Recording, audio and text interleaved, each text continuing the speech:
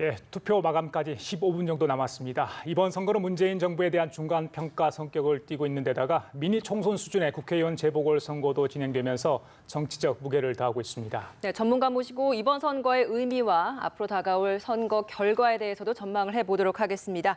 김관욱 계명대 교수, 현경병 성균관대 초빙 교수, 그리고 배종찬 리서치 본부장 나와 계십니다. 네, 어서 오세요. 네, 안녕하십니까? 네. 자, 투표 이제 마감되려면 14분 정도 남은 것 같습니다. 글쎄요, 지금 투표소로 황급히 달려가신다면 투표 가능할 것 같습니다. 좀 서둘러야 될 것 같고요. 문재인 정부 출범 이후 첫 전국 단위 선거 아니겠습니까? 인생 첫 투표를 하신 분도 있을 것 같아요. 먼저 세 분께 이번 지방선거의 의미부터 여쭤봐야 될 것 같습니다. 먼저 김 교수님 말씀해 주실래요? 아무래도 그 대통령 임기의 중간에 있다 보니까 이 정부의 어떤 중간 평가적 성격이 굉장히 강합니다. 우리가 뭐 따로 중간 선거가 따로 없잖아요. 그러니까 이것이 이제 대신 그런 역할을 하게 되는 것이고, 또 한 가지는 지금 지방 정부에 대한 평가, 즉 직접적인 어떤 지방 정부에 대한 평가의 의미를 우리는 좀 더 부각시킬 필요가 있어요. 너무 중앙 정치에 이제 종속되고 예속되고 그것의 기준으로 중앙 정부의 어떤 장을 뽑는 이런 장면들이 계속 벌어지고 있는데, 예. 실질적으로 중앙 정치보다는 지자체, 자기 지역의 어떤 자치단체장이 실질적으로 어떻게 4년 동안 했는지, 예. 그거를 기준으로 좀 평가를 해야 되는 그런 요소가 많은데, 이번 같은 경우는 또 12명의 또 재보선 이 의원 선거가 있잖아요. 이러다 보니까 정치적 색깔이 너무 더 커져서 사실은 어떤 정치적인 이 중앙 정치의 어떤 기준에 따라서 이번 선거가 이제 만들어질 가능성이, 평가될 가능성이 크다라고 평가합니다. 네, 현 교수님은 좀 이번 선거 좀 어떻게 보고 계십니까? 보기에 따라서는요, 이번 선거처럼 국민적, 특히 언론적 관심이 떨어졌던 선거가 없었을 거예요. 그런데 그나마 지금 예상되는 투표율로 국민적 관심이 있었다는 게 나타나는 것 같아서 다행스럽습니다. 그런데 사실은 이 지방선거가 보기에 따라 굉장히 중요합니다. 지방 예산이 그 시도 시군구에서 310조 원이 넘습니다. 그리고 교육감들이 사용하는 예산도 68조가 넘습니다. 예. 이런 상황에서 이 중요성을 가볍게 여기서는 안 되는 거죠. 그리고 또 한 부분인데, 이 재보궐선거가 전국 12곳에서 되는데 서울 수도권, 영남, 충청, 호남에서 골고루 다 포함이 돼 있어가지고 민심을 알 수 있을 뿐더러 향후에 정계 개편에 거의 구도를 만들 정도의 의석이 됩니다. 예. 중요하죠. 그렇죠. 예, 본부장님. 네, 이번에 뭐 지방선거에 지방이 없다, 뭐 탄수화물만 있다 이런 우스갯소리가 나올 정도였고, 예. 교육감을 감으로 뽑느냐 이런 얘기가 나올 정도였는데, 투표율은 지난 지방선거와 비교하면 거의 엇비슷해 보이고요. 근데 사전투표율이 높았다는 점은 이것이 이 투표에 대한 권리를 행사하는 이 국민들의 유권자들의 의무적 경향성은 상당히 강한데, 관련된 정보를 잘 알고 있느냐, 이 교육감 후보가 누구인지 또 정책이 어떤 것인지 모르는 경우들이 상당히 또 많았거든요. 전반적으로 대통령 지지율 또 여당의 높은 지지율이 압도하는 그런 선거가 되고 있는 만큼, 이 국민들이 정부의 이 평가 성격보다는 오히려 이것이 적폐청산 성격도 강한 그런 모습을 드러내는 선거였는데, 사실 우리가 지방 정부의 이 행정 지도자 또 교육 지도자를 뽑는 선거, 좀 더 유권자들이 꼼꼼히 좀 따져볼 수 있는 김관욱 교수님 말씀처럼 선거가 되면 좋겠는데, 적어도 이번 선거의 결과가 어떻게 나오는지를 한 번 더 복귀해보는 그런 또 기회도 분명히 있어야 될 걸로 보여집니다. 예, 뭐 잠시 후에 이제 방송 3사가 출구 조사 결과도 함께 발표할 예정인데, 보통 그동안 있어왔던 출구 조사를 봤을 때 적중률이 좀 어느 정도입니까? 이번에도 좀 예상이 잘 맞아 떨어질까요? 출구조사는 과학적이다 이런 이야기를 할 수가 있겠는데, 예. 많은 또 샘플을 통해서 이 투표 개표 결과를 예측하는 조사가 바로 출구조사이기도 하거든요. 실제로 제가 소속되어 있는 리서치에서도 지난 3번의 이 전국적인 선거에 출구조사를 했었는데 아주 적중률이 높은 편입니다. 예. 그 이유는 선거 여론조사가 전화를 통해서 일반 유권자라면 이 출구조사는 투표자를 대상으로 하는 것이거든요. 그런 만큼 다른 일반적인 선거 여론조사와 비교할 수가 없는 부분이 있고요. 그렇지만 또 이 조사와 관련해서 조금 우리가 염두에 둘 필요가 있는 것은 사전 투표는 출구 조사를 못했습니다. 이 사전 투표의 비중이 지금으로서는 전체 투표자의 약 38%에 육박하는 걸로 나타나고 있거든요. 예. 그럼 이 출구 조사를 실시하지 못한 사전 투표자의 표심은 어땠을까? 예. 그리고 마지막 1시간은 이 출구 조사가 해당되지 않습니다. 그렇죠. 5시부터 6시까지요. 예. 바로 이런 것을 가장 과학적으로 이 철두철미한 그런 조사 방법을 통해서 조사해 왔던 건 신뢰는 하되 예. 그만큼 이 마지막 부동층이 높았던 표심을 과연 어떻게 잡아냈을까? 이 마지막까지 손에 땀을 쥐면서 봐야 될 것 같다는 생각도 듭니다. 예. 저희도 잠시 후 6시에 이제 지상파 3사의 공동 출구조사 결과가 전달되는 대로 실시간으로 저희들이 전달해 드릴 수 있을 것 같습니다. 시청자분들이 투표를 행사했는데 어떤 결과가 나올지, 물론 이건 출구조사입니다. 본 투표 결과가 어떻게 나올지 그 부분은 아직 확신할 수 없습니다. 그래서 여쭤볼게요. 당선자 윤곽, 글쎄요. 접점 지역 같은 경우는 굉장히 오래 걸리잖아요. 그렇죠. 좀 계속 봐야 되니까요. 그렇죠. 보통 보면 언제쯤 드러날 거라고 보세요? 예년의 지방선거를 보면 한 10시 30분쯤 윤곽이 드러나고 그런데 재보선 같은 경우는 또 조금 달라서 조금 더 늦어지는 경향이 있습니다. 지금 말씀하신 대로 얼마나 치열하게 접전이 되느냐에 따라서 당락의 어떤 윤곽이 더 늦게 나타나고 하지만 대략 해서 9시부터 한 10시 30분쯤이면 예. 특히나 최근에 나타난 어떤 지지율 여론조사상으로 우리가 본다 그러면 조금 더 이르게 이번에는 나올 수도 있겠다 이렇게 예상이 좀 듭니다. 예. 네, 현재 지금 이 시각 당사 선거 상황실 모습을 보여드리고 있는데 지금 보시는 이 화면은 자유한국당의 선거 상황실 화면입니다. 아직 많은 의원들이 참석을 하지 않고 있고요. 지금 보시는 화면은 바른미래당 선거 상황실인데 현재 유승민 대표가 참석을 한 것으로 보입니다. 자리에 착석해서 앉아 있는 모습 볼 수 있고요. 조금 전에는 또 더불어민주당 화면도 보였었는데 함께 볼 수 있을까요? 예. 네, 제일 좌측에 이제 빨간 의자 쪽이 아무래도 더불어민주당 모습인 것 같은데 홍영표 원내대표의 모습도 볼 수 있습니다. 네, 다소 많은 사람들이 미리 참석을 하고 있고요. 그만큼 이번 선거에 대한 기대가 크다라는 게 좀 보여지는 게 아닌가라는 생각도 드는데요. 지금 출구조사가 거의 이제 곧 전달이 돼서 발표가 될 텐데 네. 이 출구조사의 정확도는 아까 말씀했기 때문에 제가 더 말씀드릴 건 없을 것 같습니다만은 그런데 이런 경향은 있을 거예요. 처음에 지금 많이 기대하시겠지만 아주 충격적으로 받아들이실 거 아니에요.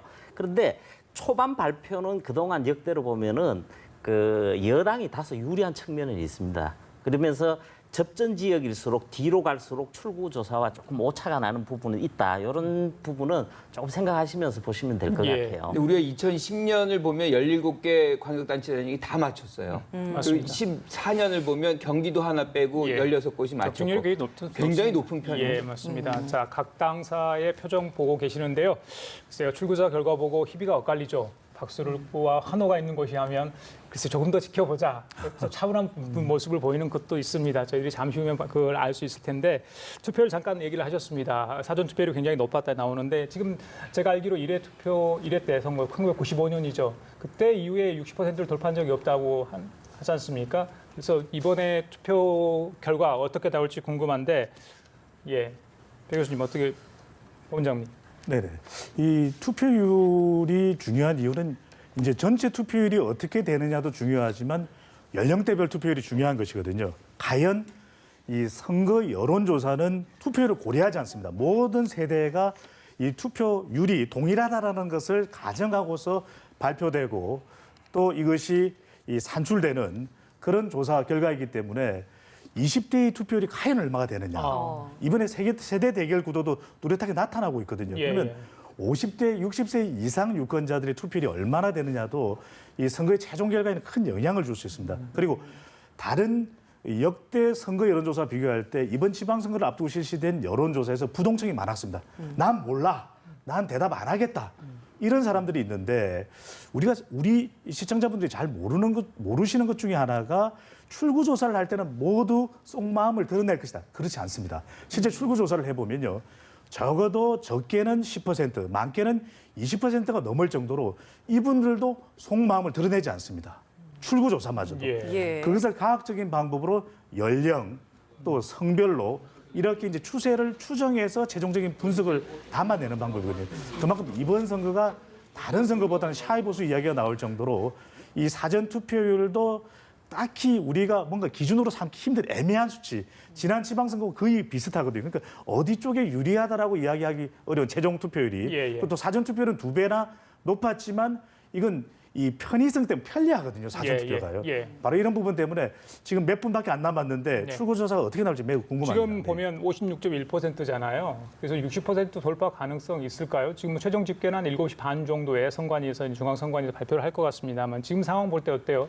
법무장님 추세로 봤을 때. 네, 시시각각 지금 중앙선관위가 실시간으로 집계하고 있는 부분도 있고 또 마지막에 이제 많은 사람들이 몰리게 되는 마감 효과도 있는데 지금 전국적인 투표를 봤을 때는 60%를 넘기는 그래서 뭐 속탄할 수는 없어요. 조금 힘든 정도의 집계가 아닌가라고 보여지고요. 그렇다면 지난 지방선거와 비슷하거나 조금 더 높은 정도의 수준이 예. 최종 투표율이 될 가능성은 높아 보입니다. 근데 뭐 여론조사 전문가가 말씀하신데 조금 다른 의견이 있는데 예. 지금 오늘 추세를 이렇게 보면 계속해서 4% 정도가 2014년보다 증가된 걸로 맞습니다. 나오고 예, 있어요. 예, 그렇다 예. 그러면 그게 56% 조금 이 초반대에 있었거든요. 그렇다고 보면 60% 초반도 예상이 가능한 거 아닌가 뭐 이런 생각이 들고 아까 말씀하시는 부분 중에 사실 투표율이 올라가면 어떤 현상이 벌어지느냐. 기본적으로 젊은 층이 과거의 전례를 보면 젊은 층보다 노년층이 훨씬 더 투표율이 높습니다. 따라서 실질적으로 이제 젊은 층 투표율 전체가 올라간다는 거는 젊은 층들의 투표율이 같이 올라간다는 걸 의미하고 예. 그렇게 본다 그러면 젊은 층의 지지를 받는 정당이 조금 더 유리한 그런 결과가 나올 수 있다고 예상이 가능한 거죠.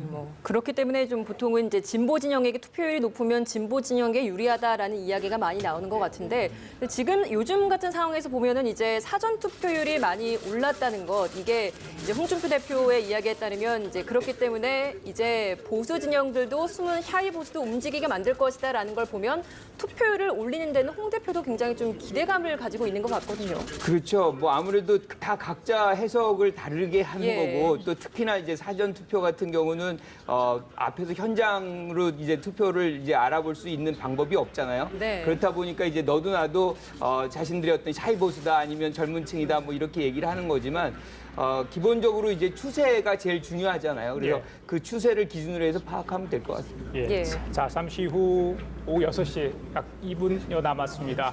투표가 마감되고요. 그와 동시에 공중파 3사의 공동 출구조사 결과가 나옵니다. 어떤 결과가 나올지 글쎄요. 풀뿌리 민주주의의 상징이라고 하는 지방선거 벌써 23년이 지났습니다. 그동안 많은 일들이 있었죠. 민주주의 발전에 기여했던 부분도 있습니다. 이번 선거 국민들이 외면했다 이런 지적도 나옵니다만 각 후보들 각 지역에서 굉장히 열심히 뛰었던 분들도 굉장히 많았습니다. 물론 진흙탕 선거였고 네거티브 공세도 많았습니다. 마지막 결과 흔히들 진인사 대천명 다 후보들 이런 이야기 하지 않습니까?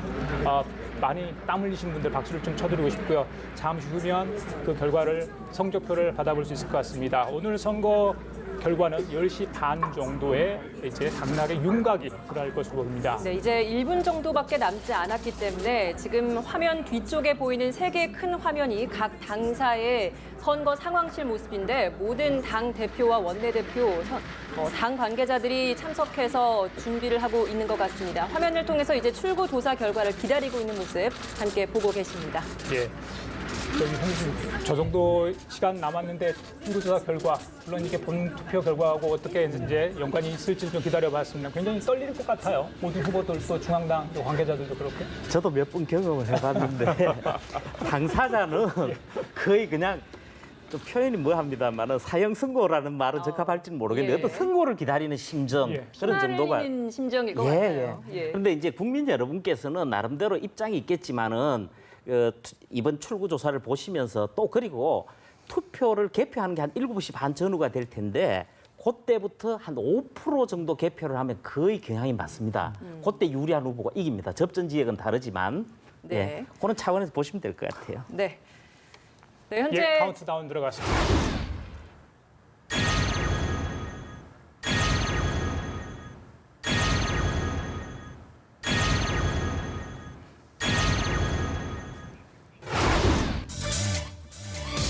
네, 출구 조사 결과가 발표가 됐습니다.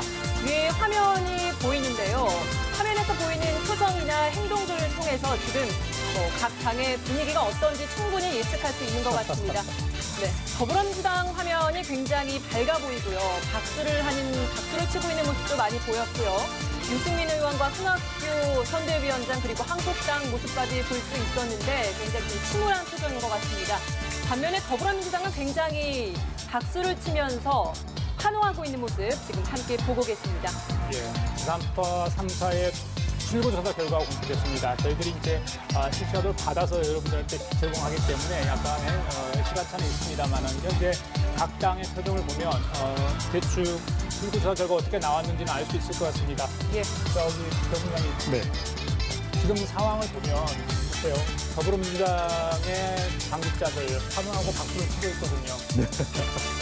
저 반응으로만 봐도 출구조사의 결과가 어떤지 좀 그러면 우리가 그동안 초반에 달렸던 여론조사 결과와 비슷하게 나왔다 이렇게 볼 수 있겠네요.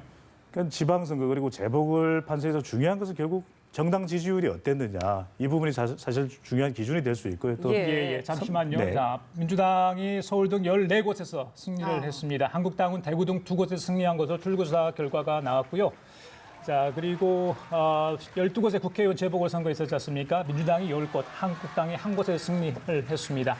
네, 이번 출구조사 결과 17곳의 기초광역자치단체장 선거에서 더불어민주당이 14곳에서 승리할 것으로 예측이 됐고 한국당이 대구 등을 포함해서 2곳에서 승리를 할 것으로 예측이 됐습니다. 그리고 또 12곳의 재보선 지역에서는 민주당이 10곳 그리고 한국당이 한 곳에서 승리를 할 것이다라는 예상이 나왔습니다.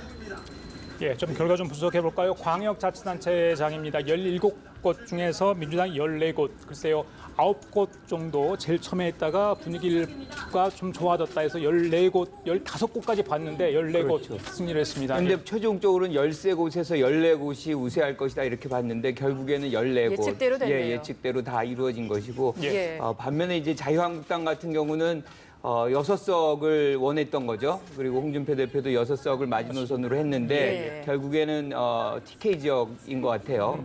대구하고 경북에서만 지금 출구조사에서 우세한 걸로 나오고 그리고 이제 한 곳이 아마 제주도로 생각이 좀 드는데요. 예. 그래서 17개가 이런 식으로 이제 재편이 되면 이거 자체가 이제 굉장히 중요한 정계 개편의 동력으로 작용할 가능성도 매우 크다고 생각이 드네요. 예, 출구조사 결과 보겠습니다. 네.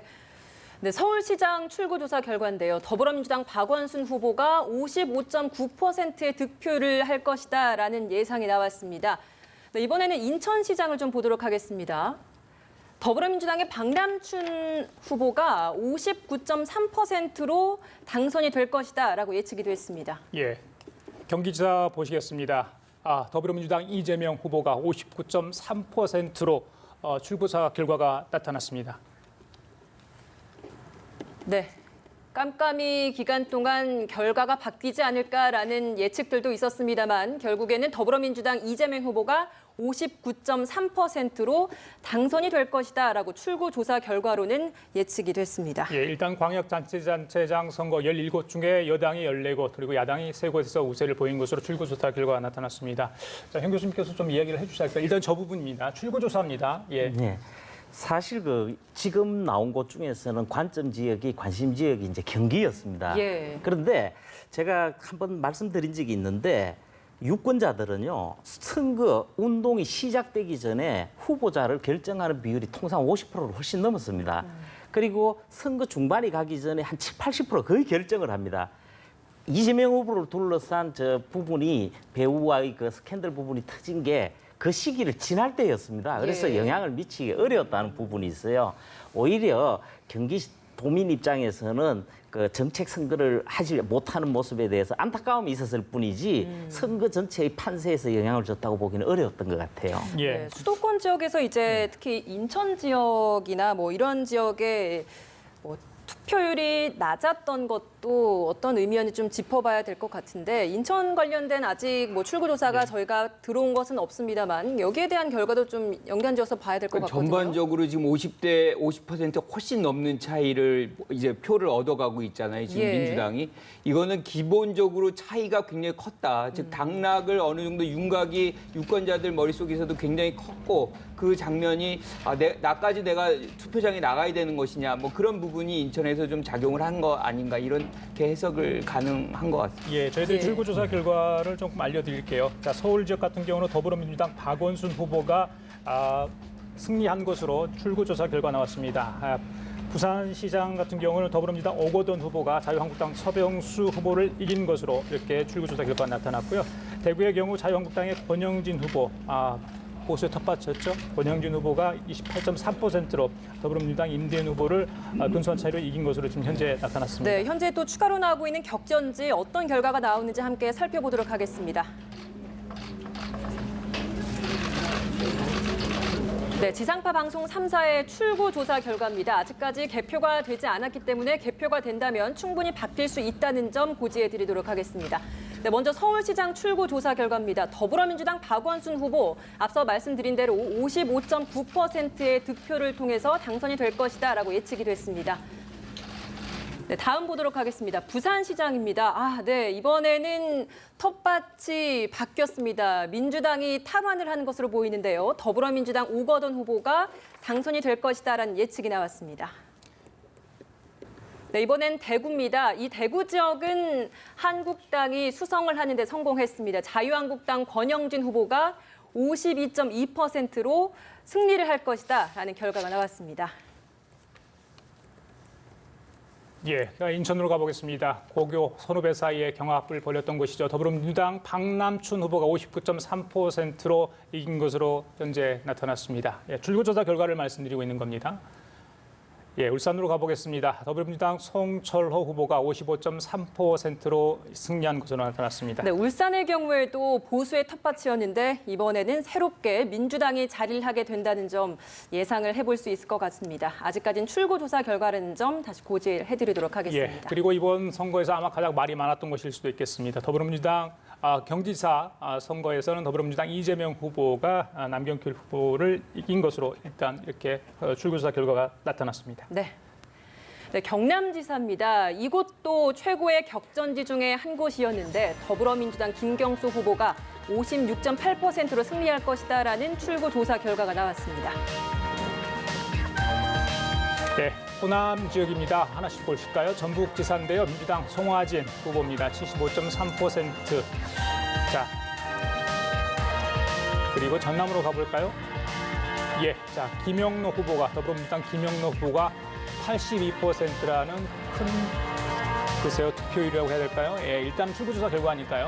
예, 승리를 한 것으로 현재 나타났습니다. 네, 이번에는 재보선 지역입니다. 서울 국회의원 노원경 지역 좀 살펴보도록 하겠습니다. 네, 더불어민주당의 김성환 의원이 60.9%로 승리할 것이다라는 이야기가 들려오고 있습니다. 아직까지는 출구조사 결과고요. 개표는 아직 시작되지 않았다는 점 고지해드리도록 하겠습니다. 네, 또 다른 격전지 중 한 곳이었습니다. 송파을 더불어민주당 최재성 후보가 승리할 것이라는 예측이 나왔습니다. 예, 부산 해운대을입니다. 더불어민주당 윤준호 후보가 54.4%로 승리를 했습니다. 네, 아직까지는 예측 결과라는 점 다시 한번 알려드리도록 하겠습니다. 재보선 지역 계속 살펴보고 있는데요. 광주 서구갑, 송갑석 더불어민주당 후보가 85%로 압승할 것이라는 예상이 나왔습니다. 네, 인천 남동갑입니다. 더불어민주당 맹성규 후보 65.9%로 승리할 것이라는 예상이 나오고 있습니다.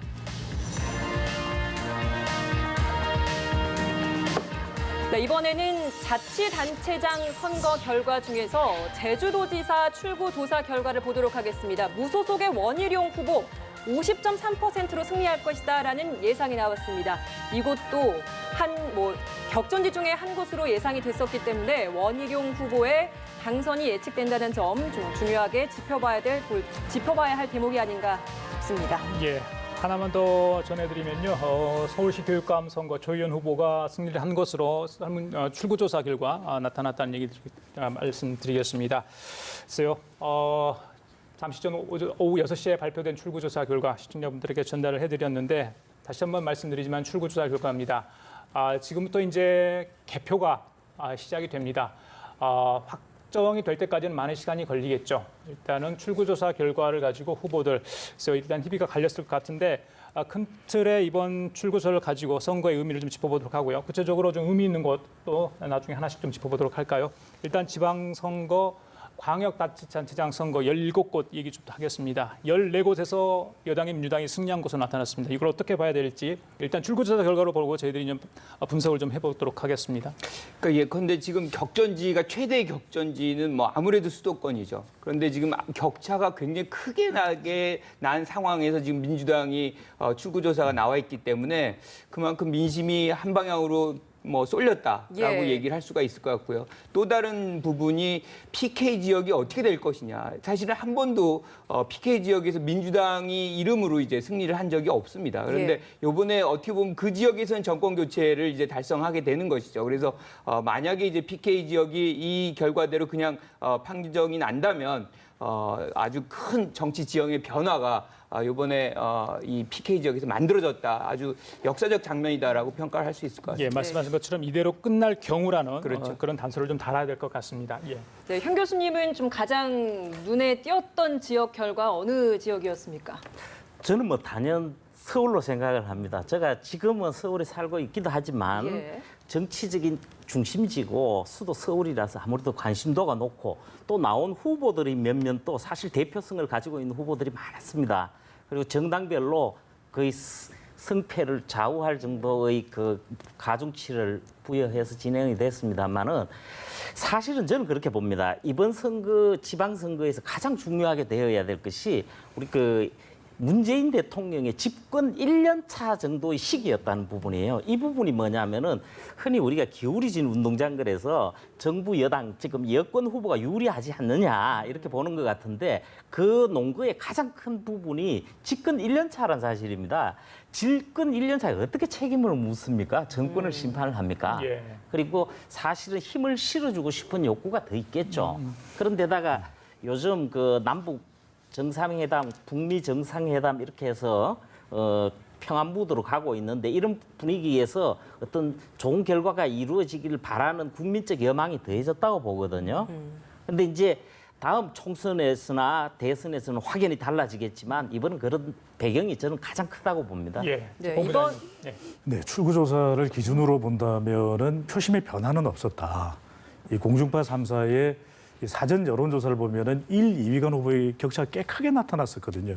그럼에도 불구하고 샤이 보수의 가능성도 이야기를 했고 또 부동층 비율이 높은 것을 이야기했는데 이런 것들이 일종의 보수 결집이 그래도 이 영남권을 중심으로는 가능하지 않겠느냐라고 하는 가정인데 지금의 출구조사의 격차를 본다면 그 가정이 틀리지 않았을까라고 조심스레 진단을 해보는데 그런 가장 큰 이유는 이번 지방선거를 지배하는 것은 역시 높은 대통령 지지율과 정당 지지율이었다, 여당의. 그리고 한편으로는 이 안보 이슈가 주로 보수 결집의 이 계기 또 동력이 되는 이슈였는데 이 남북 정상회담 또 북미 정상회담으로 이어지면서 이 정상회담, 이 남북 관계가 이번 지방선거의 영향의 가장 큰 이슈였다라는 것을 한번 되새겨 볼 필요가 있을 거고 그만큼 보수 결집은 역부족이었다. 이런 판세로 볼 수 있겠는데 1, 2위 간 격차가 이렇게 크게 나타난 것은 그래서 이제 출구조사의 정확도를 본다면 과연 이것이 이 개표 결과 바꾸어질 수 있을까, 바뀔까라는 부분 좀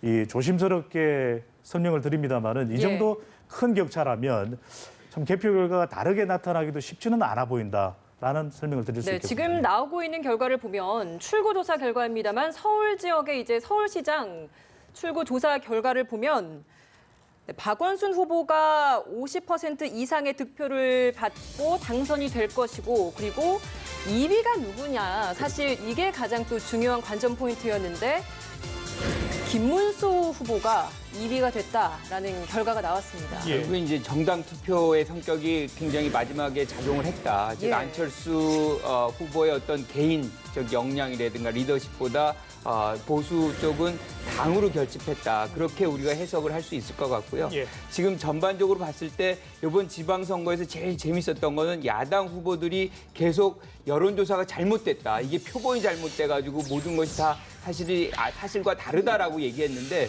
지금 지금 나온 거 보면은 사실상 그거보다도 격차가 더 올라갔어요. 예. 그러니까 50% 초반대에서 다른 후보와 격차를 보였던 것이 사전 여론조사 결과의 흐름이라면 지금은 오히려 50%, 60%까지 차이가 벌어지는. 그러니까 그런 부분들이 뭐 지금 홍 대표나 안철수 후보 같은 경우가 얘기하는 것이 실질적으로 맞지 않았다는 것이 증명되고 있는 것 같습니다. 예. 근데 사실 뭐 2위를 놓고 서로 이제 막판에는 후보 단일화 실패 이후에는 서로 이제 누가 2위를 할 것이냐를 가지고 쟁쟁한 싸움도 있긴 했었는데 2위를 가지고 다퉜던 것도 그만큼 선거 후에 그렇죠. 선거 판세를 가지고 이제 나올 수 있는 정계 개편에 대한 중요함도 있기 때문이 아니었겠습니까? 그렇죠. 지금 말씀하신 대로 사실은 2등을 누가 하느냐에 따라서 보수 정당들 간의 이합 집상의 예. 주도권을 누가 쥐느냐가 결정될 수 있기 때문에 2위 싸움을 이렇게 치열하게 한 것이고 결과적으로 단일화가 물 건너가게 되는 배경이 된 것인데 네. 결과적으로는 김문수 후보가 만약에 이대로 그대로 나온다면 승기를 잡는 것이고 여전히 바른미래당보다는 자유한국당의 보수 세력이 결집돼 있다. 이렇게 우리가 판단을 할 수 있을 것 예, 같습니다. 출구조사 결과입니다. 오늘 지금 오후 6시에 발표된 출구조사 결과 한 640개 투표소에서 17만 명을 대상으로 했다고 하죠. 예, 그래서 이게 득표율이 실제 득표율과 어느 정도 일치할지 그 부분은 조금 더 지켜봐야 될 것 같습니다. 네, 1, 2위 결과가 나와 있다고 하는데 한번 살펴보도록 하겠습니다. 먼저 보고 계신 서울시장 출구조사 결과 1위 더불어민주당 박원순 후보가 55.9%로 당선이 되고 2위로는 자유한국당의 김문수 후보가 21.2%의 득표를 할 것이다라고 예상이 나왔습니다. 다음 부산시장 보겠습니다. 더불어민주당 우거돈 후보가 58.6%로 당선이 되고 2위로는 자유한국당 서병수 후보가 35%가량의 득표를 받을 것이다라는 예상이 나왔습니다. 예, 대구로 가볼까요? 예, 1위로는 자유한국당의 권영진 후보가 52.2%, 더불어민주당 임대윤 후보가 41.4%로 승리할 것으로 출구조사 결과가 나타났습니다. 네, 인천시장에서는 더불어민주당 박남춘 후보가 59.3%로 당선이 되고 2위로는 자유한국당 유정복 후보가 34.4%로 2위를 차지할 것이다라는 결과가 나왔습니다.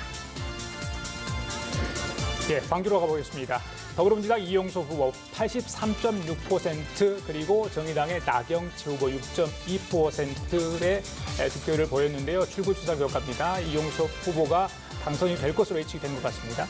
네, 대전시장 출구조사 결과 더불어민주당 허태정 후보가 60%의 득표로 당선이 확실시되고 자유한국당 박성애 후보는 29.4%가 될 것이다라는 결과가 예측이 되고 있습니다. 네, 이번에 울산입니다. 더불어민주당 송철 후보 55.3%, 자유한국당 김기현 후보 38.8%의 득표율. 이거는 출구조사 결과를 얘기하는 겁니다. 예, 결과가 나타났다는 거 말씀드립니다. 네, 세종시장 출구조사 결과입니다. 더불어민주당 이춘희 후보가 72.2%의 득표율을 통해서 당선이 될 것으로 예측이 되고 있고요. 자유한국당 송하영 후보는 18%를 기록할 것이다. 그래서 2위를 기록할 것이다. 라는 예상이 나오고 있습니다. 네, 많은 기대를 모았던 경기지사 출구조사 결과 더불어민주당 이재명 후보가 59.3%로 당선이 될 것이고 남경필 후보는 33.6%로 2위를 하는데 그칠 것이라는 예상이 나오고 있습니다.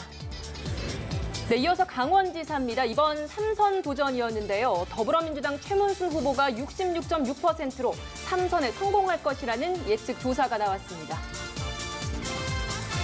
네, 충북지사입니다. 더불어민주당 이시정 후보가 65.4%, 자유한국당 박경국 후보가 26.6%입니다. 충북 지역 같은 경우 민심의 풍향제죠. 글쎄요, 표심을 잘 드러내지 않는 곳인데 더불어민주당 이시정 후보가 당선될 것으로 예측이 됐습니다. 네, 충남지사입니다. 더불어민주당의 양승조 후보가 63.7%로 당선될 것이다. 자유한국당 이인재 후보는 34.6%로 2위를 차지할 것이다. 라는 예상이 나왔습니다. 예, 전북지사입니다. 더불어민주당 송하진 후보 75.0%, 민주평화당 임정혁 후보 17.8%. 저 두 곳 전북지사는 뭐 더불어민주당과 민주평화당의 싸움이었는데 일단 더불어민주당의 송하진 후보가 당선될 것으로 예측이 됐습니다. 예, 전남지사입니다. 더불어민주당 김영로 후보 82.0%, 민주평화당 민영삼 후보 8.3%의 득표를 할 것으로 현재 출구조사 결과가 나왔습니다. 네, 이번엔 경북지사입니다. 자유한국당 이철우 후보가 54.9%로 당선되고 더불어민주당 오중기 후보가 34.8%로 2위를 차지할 것이다라는 예상이 나오고 있습니다. 네, 경남지사입니다. 이번에는 텃밭 수성에 실패한 경남지사 살펴보도록 하겠습니다. 더불어민주당 김경수 후보가 56.8%로 처음으로 진보 진영에서 경남지사가 나오는 상황이 예상되고 있습니다. 네, 제주도입니다. 예, 무소속 원희룡 후보 50.3%, 바른미래당에 탈당을 했었죠. 50.3%로 1위를 할 것으로 예측이 됐습니다. 자, 이번에는 재보궐선거 지역 살펴보도록 하겠습니다. 가장 관심이 많이 가는 지역들도 있었는데요. 먼저 노원병 살펴보도록 하겠습니다. 공천 문제로 파문이 일었던 노원병. 더불어민주당 김성환 후보가 60.9%로 당선되고 바른미래당의 이준석 후보는 24.1%를 차지해서 2위를 할 것이다라는 예상이 나왔습니다. 송파을 역시도 관심 지역 중 한 곳이었습니다. 더불어민주당 최재성 후보가 57.2%를 기록해 당선되고 자유한국당 배현진 후보가 2위를 차지할 것이다라는 예측이 나왔습니다. 예, 부산 해운대을로 가봅니다. 더불어민주당 윤준호 후보가 54.4%, 그리고 자유한국당 김대식 후보가 35.3%, 1위를 차지한 것으로 현재 예측조사 결과, 출구조사 결과가 나왔습니다. 인천 남동갑입니다. 더불어민주당 맹성규 후보 65.9%로 당선될 것이고 자유한국당 윤형모 후보는 23.4%를 차지해 2위를 기록할 것이다라는 예상이 나오고 있습니다. 예, 광주 서구갑입니다. 더불어민주당 송갑석 후보 85.1%, 민주평화당 김명진 후보 14.9%로 출구조사 결과가 나왔습니다.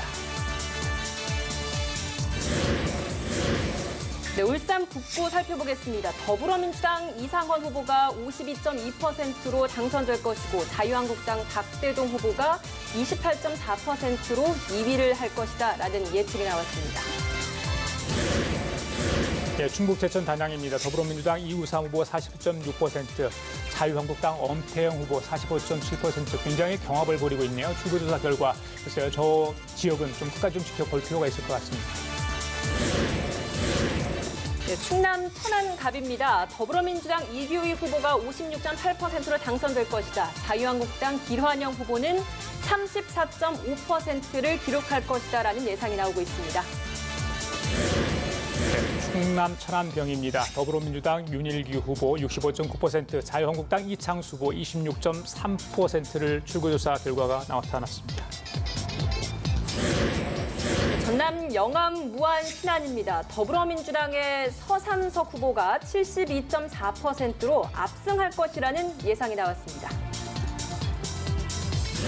네, 이번에는 경북 김천 지역인데요. 자유한국당 송원석 후보가 55.1%로 당선이 되고 무소속 최대원 후보는 45%로 2위를 할 것이라는 결과가 예측이 되고 있습니다. 예, 경남 김해월입니다. 더불어민주당 김종호 후보 68.5%, 자유한국당 서종길 후보 26.6%입니다. 출구조사 결과 시청자분들에게 전해드렸습니다. 광역자치단체 17곳 그리고 재보궐지역 12곳의 결과, 출구조사 결과를 시청자분들께 전달해드렸습니다.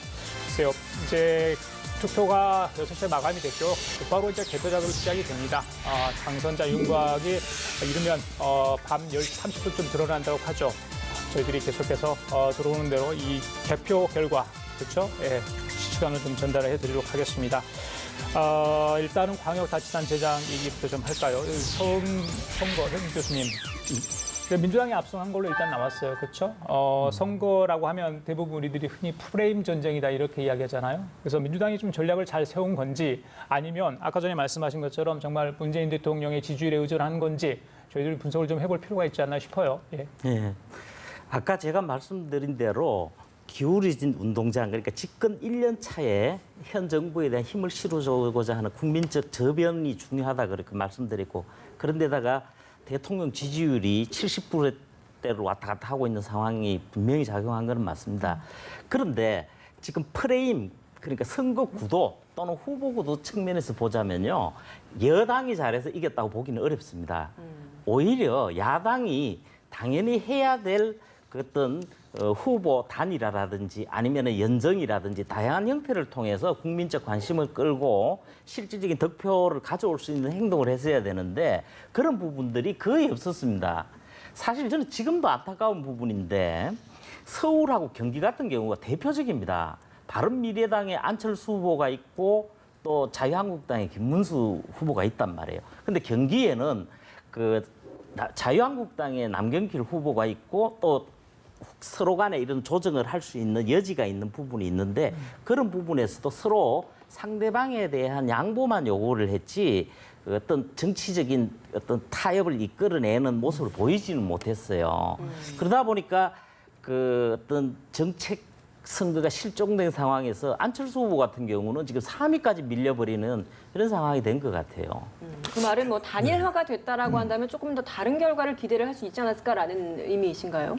그 부분이 다음 이번 선거 결과에서 지금 나온 출구조사대로라면 대세를 바꾸기는 어려웠다고 보여집니다. 예. 그렇기는 한데 상당수의 득표 또 우리가 무엇보다 이번 지방선거 이후에 벌어질 정계 개편이라 야당의 그 어떤 이합집산 차원에서 훨씬 흐름을 잡을 수 있다 이 말씀을 드리는 거죠. 예. 이 야권으로서는 뭐 백약이 무효인 선거가 됐을 겁니다. 왜냐하면 대통령 지지율이 워낙 높거든요. 과거에도 이 선거와 대통령 지지율과의 상관관계를 보면 대통령 지지율이 50% 넘으면 일단 선거에 출마하는 후보들에게 뒤에 빛이 납니다. 후광 효과를 받는 것이거든요. 근데 지금 대통령 지지율이 70%대의 고공행진을 하고 있다 보니 이번 이 결과들을 보더라도 출구조사 기준이긴 합니다만 2위인 자유한국당 후보들을 대체로 거의 2배 가까이 앞서는 이 후보들의 득표 결과를 보면 출구조사 기준으로 볼 때 이것이 과연 후보들의 경쟁력인가?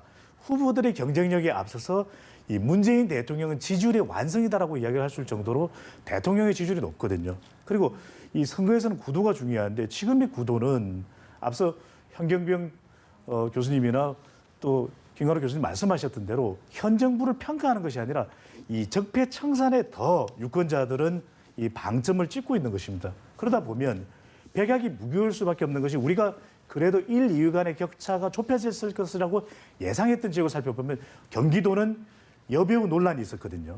그리고 또 경남은 드루킹 논란이 있었어요. 그런데 지금 출구조사 기준으로 보면 전혀 영향을 못 미친 걸로 보여지거든요. 그러네요. 그만큼 이 북미 정상회담, 남북 정상회담을 계속 이끌어 나왔던 문재인 대통령이 안보 이슈를 통해서 보수가 결집할 수 있는 그릇조차 만들 기회를 주지 않도록 만들어버린 문재인 대통령의 이 국정 운영, 지지율의 완성으로 해석을 해야 될 걸로 보여집니다. 그러니까 지금 말씀하신 대로 사실 문재인 대통령의 지지율 굉장히 높죠. 이게 아주 강력한 변수인 것만은 분명합니다. 그런데 우리가 2014년으로 돌아가면 박근혜 대통령, 그 당시 대통령도 지지율이 만만치 않았습니다. 콘크리트층 항상 유지됐었고.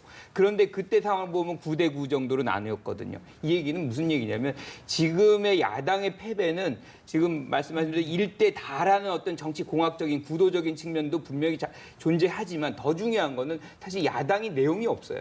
인물도 새로운 어떤 인물을 충원해가지고 국민들에게 호소하는 것도 없었고 어떤 이슈를 개발해서 국민들에게 피부에 와닿게 해서 호소하는 것도 없었고 이거는 뭐 계속해서 흠을 잡거나 뭔가 대안이 제시되는 그런 부분이 없다 보니까 특히나 두 정권의 어떤 전직 대통령이 지금 이렇게 심판을 받고 있는 그런 장면인데도 불구하고 거기다 통렬한 어떤 반성이랄까요? 뭐 이런 부분들이 거의 없다 보니까 여기다가 내가 표를 던져줘야 되는 어떤 확신이 별로 유권자들에게 없는 거죠. 그러니까 이런 확신을 주지 못하는 정당에게 줄 만큼의 어떤 여유를 갖는 유권자들은 없습니다.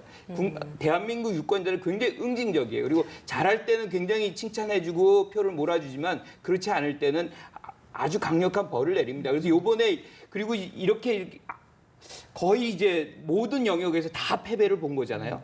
다시 얘기하면 기대치를 거의 안 주고 있다는 것이고 이 얘기는 정계 개편을 하라는 어떤 메시지로 해석할 수도 있다고 봅니다. 예, 네, 정부 여당에 대한 심판론이 보통 선거에서는 우세한 편인데 정부 여당에 대한 심판론도 있었지만 그에 못지않게 야당에 대한 심판론도 컸기 때문에 이번과 같은 선거 결과가 나올 수 있을 것이란 이야기를 좀 해주시는 것 같은데 그렇다면 야당의 선거 전략이 실패한 것이다라고 볼 수밖에 없는 것 아니겠습니까? 지금 보면 북한 관련된 이슈를 초반에 굉장히 많이 거론을 했고 이게 실패한 전략인다 이런 분석도 있는데 이거 어떻게 보십니까?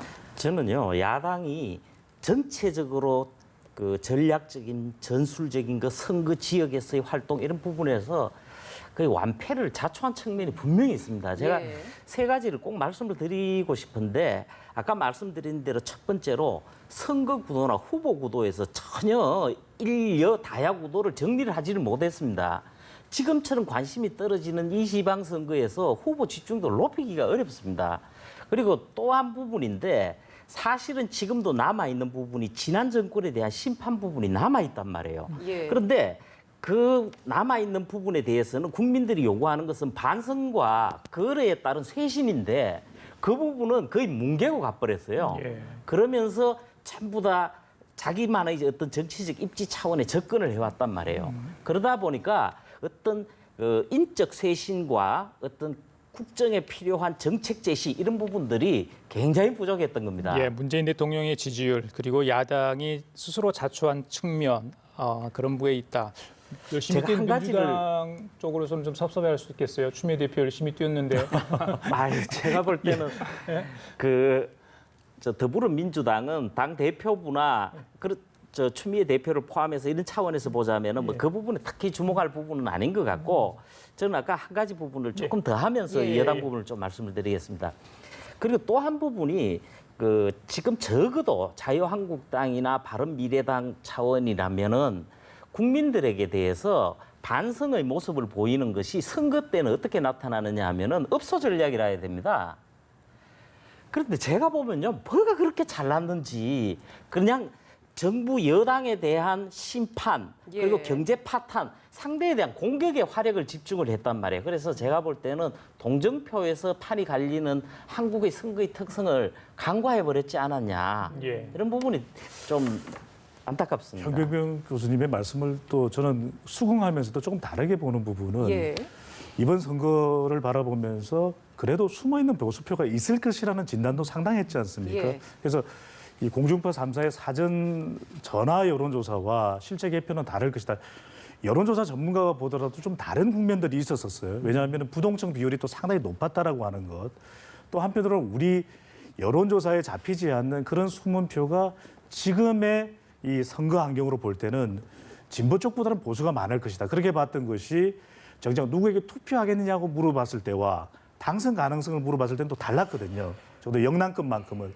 그랬다면 그것이 보수가 실제 투표장으로 조금 더 나올 가능성을 추정할 수 있었습니다. 합리적인 추론으로 봤던 부분인데 그것조차 나오지 않았다는 것은 저는 이것이 단순히 선거 전략으로 이 부분을 보충할 수 있던 부분은 전혀 아니었던 것 같고요. 말 그대로 유권자들은 너무나도 냉담했다. 예. 이 숨은 보수표를 출구조사 기준으로 보면은 전혀 발견하기가 어렵거든요. 그만큼 이 냉담한 지금의 이 자유한국당에 대한 보수 유권자들의 표심이 그대로 드러난 걸로 보여집니다. 지금 나오는 이야기, 지금 나오는 출구 조사를 좀 긍정적 부분에 좀 바라본다고 한다면 지역주의가 깨졌다. 이런 데 있어서는 좀 의미가 있지 않을까라는 생각이 들거든요. 그렇죠. 지금 전국에서 나타난 현상입니다. 특히나 이제 저는 대구, 경북에 주목하는데요. 여기서도 지금 자유한국당이 승리를 하는 것으로 지금 나오고 있지만 그 예. 격차가 과거에 비해서는 현격하게 줄어들었어요. 그러니까 어느 지역도 이제는 그 당이 맹목적으로 지지를 받고 일정 부분 일당 독재를 하는 그런 시기는 어느 지역에서도 존재하기 굉장히 어려운 상황이 됐고 예. 국민들이 이 정당의 어떤 지지라든가 반대라든가 뭐 이런 것의 기준이 과거같이 맹목성에서 많이 벗어나고 있다는 것이 이번에 분명히 드러나고 있는 거거든요. 그래서 그런 부분이 이 정치권 특히나 각 정당들이 전략을 짤 때든 여기는 무조건 내가 가면 이길 거야라는 생각을 버려야 된다는 것이 이번의 교훈이 아닌가 이런 생각이 좀 드네요. 표심에 영향을 미칠 수 있는 요인들은 굉장히 많죠. 이번에는 뭐 여러 가지 있었습니다만은 북미 정상회담 또 그 전에 있었던 남북 관계 화해 모두 이런 분위기들 좀 더 반영이 됐을까 하는 게 궁금했었고 그 외에도 많이 네거티브 공방도 있었고 글쎄요. 일단은 여쭙고 싶은 게 북미 정상회담 결과가 사실은 어제 저희들 받아볼 수 있었지 않습니까? 그 결과를 네. 많은 분들이 이제 분석하기에 좀 미진한 면도 있다. 아니다. 저 정도면 좀 만족해도 된다. 이거를 이제 진보 진영과 보수 진영의 유권자들이 어떻게 좀 판단하고 투표장으로 향했는지 굉장히 궁금하거든요. 우리가 보통 이제 유권자들이 그럼 의사결정을 언제 하느냐는 것이 굉장히 관건이잖아요. 예. 그런데 아무리 늦어도 2, 3일 전에 한다는 거죠. 그러니까 이 결과가 사실상 이번 투표에 영향을 미쳤을 가능성은 저는 굉장히 낮다고 봅니다. 그러니까 전반적으로는 영향을 미쳤죠. 그러니까 지방선거 이슈가 부각이 안 되고 우리 머릿속에 뇌리속에서 맴돌지 않게 하는데 사실은 북미 정상회담이라든가 남북 정상회담이라든가 이렇게 북핵 문제가 자리 잡게 있었기 때문에 영향이 없었다라고 볼 수는 없지만 예. 그것이 어제의 결과가 오늘 영향을 미쳤다라고 보기에는 너무 짧은 시간이다라고 생각을 합니다. 이 남북 및 북미 정상회담의 영향이 클 수밖에 없었던 것은 이 선거 사전투표일 이전에도 이번 지방선거를 가르는 이슈가 무엇이 될 것인지를 물어보면은 남북 및 북미 정상회담이라는 게 거의 절반에 달할 정도였거든요. 그만큼 이것이 투표의 기준이 되기보다는 판세의 변화를 최소화시키는 것이죠. 후보들 중심으로 정책을 차별하고 이런 선거가 되기보다는 이번 선거는 철저하게 이 대통령 지지율 이런 것들이 영향을 줄 수밖에 없는 선거인데 후보 쪽으로 다시 관심이 옮겨가면 이 판세 변화가 있을 수도 있습니다. 하지만 그런 주목할 수 있는 여지를 주지 않을 만큼 이 북미 및 또 남북 정상회담에 대한 국민들의 관심도가 높았고요. 그러니까 이 북미 회담이 만약에 결렬됐다면 좀 다른 현상으로 나타날 가능성을 배제할 수는 없습니다. 하지만 그 만남 자체에 우리 유권자들이 많은 의미를 부여했기 때문에 그 내용이 속속들이 유권자들에게 반영되기 좀 어렵다고 보고요.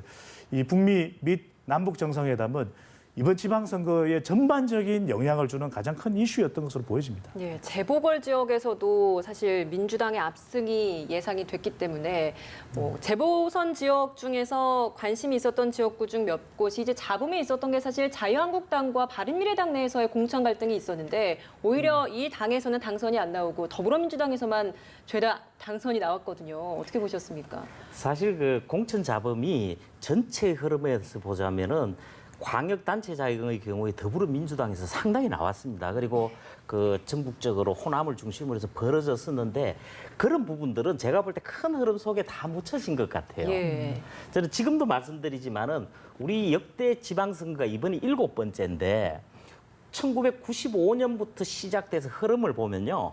대통령의 당선되고 나서의 기간에 따라서 다 좌우됩니다. 이 부분은 미국의 중간선거라든지 어떤 선거 역사에서 객관적으로 입증되는 부분입니다. 그래서 이번에도 큰 흐름이 가는 부분에서 1년 차다 보니까 그에 따른 이 여권의 프리미엄이 분명하게 작용했다는 겁니다.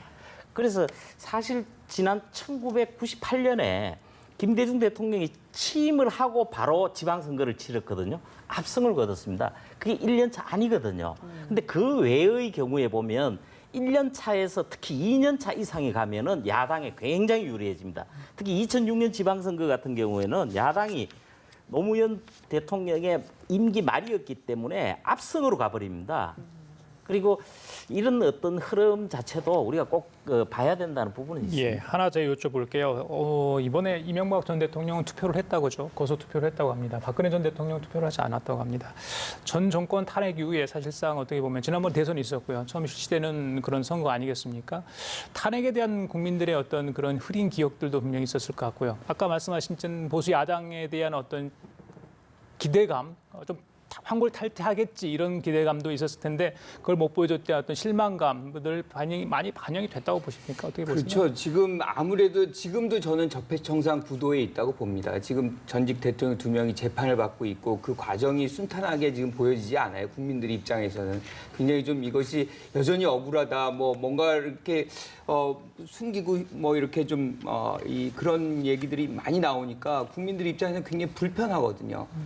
이런 부분들이 반복이 된다는 거는 국민들 입장에서 그 당을 지지해야 될 이유가 별로 없는 거예요. 그러니까 아까도 지금 총선 이제 공천 이제 말썽 얘기를 나왔는데 예. 우리가 4.13 총선 때를 다시 돌아가 보면 그것 때문에 사실 자유한국당이 다 망한 거나 마찬가지였거든요. 그럼에도 불구하고 이번에 또다시 그런 모습을 야당들이 보인다 그러면 국민들 입장에선 그 당을 내가 왜 지지해 주는지에 대한 확신을 갖기 어려운 부분이에요. 그래서 제일 중요한 거는 정치를 하려면 책임이 가장 중요한 것이고 그 책임이 져야 되는 영역이면 반드시 지려고 할 의지를 아주 강력하게 표현할 때 국민들이 아 이렇게 좀 변하려고 하는구나, 난관을 무릅쓰려고 하는구나라고 하면서 기회를 한 번 더 주는 것이지 그렇지 않다 그러면 다시 기회 주지 않습니다. 이번 출구조사 결과를 보면 가장 좀 주목해야 되는 지역 중에 하나가 예.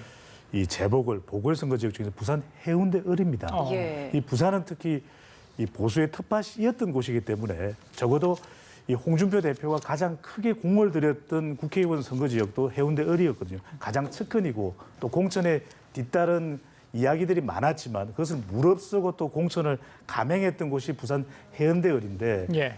이 부산 광역단체장 선거 결과와 거의 비슷하게 나타났습니다.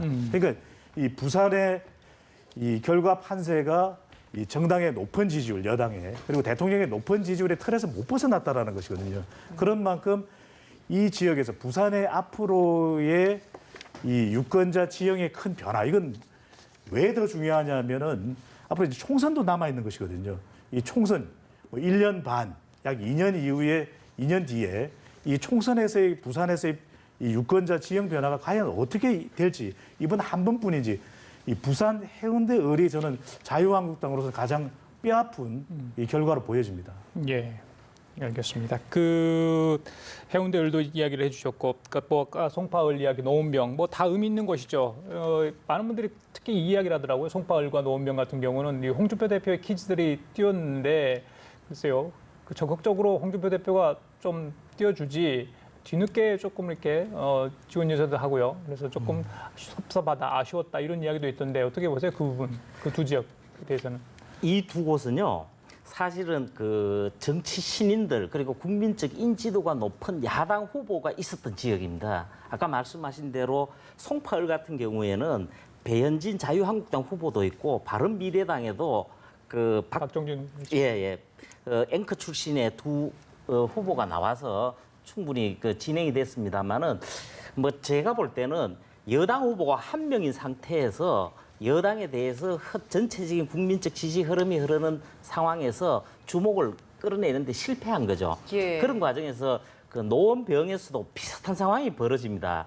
사실은 그 이준석 후보의 같은 경우에는 홍준표 대표의 지지라든지 어떤 발언에 대해서 오히려 문제를 삼았기 때문에 거기 가서 지원 주세를 한다든지 어떤 플러스적인 효과를 주기는 어려웠다고 보이고 본인이라든지 어떤 지역에서의 야성을 살려서 어떤 선거판을 이끌어 보려고 했던 것 강연주 후보죠. 같은데 예, 그런 부분들이 먹히질 않은 거예요. 예. 저는 사실은 홍준표 대표가 가도 큰 차이가 없었을 거라고 봅니다. 이번에 이제 많은 후보들이 사실 홍준표 대표 기피 현상이 있었잖아요. 그런데 그게 뭐냐면 보수가 한국의 보수가 지향하는 바가 있어요. 굉장히 법을 지키고 건전한 보수의 어떤 그 모델이 있는데 그것과 홍준표 대표의 어떤 말의 언행 같은 것들이 사실 모순이 많이 돼요. 이게 부합되지 않는 영역이 굉장히 많습니다. 그래서 그런 차원에서 후보들도 오면 지지가 오히려 더 꺾이는 그런 장면들이 많이 나왔었기 때문에 예. 사실은 그런 부분에 제가 지적하고 싶은 거는 한국의 정치가 말부터 좀 바꿀 필요가 있다고 생각을 합니다. 예, 투표가 끝난 지 지금 43분이 지났습니다.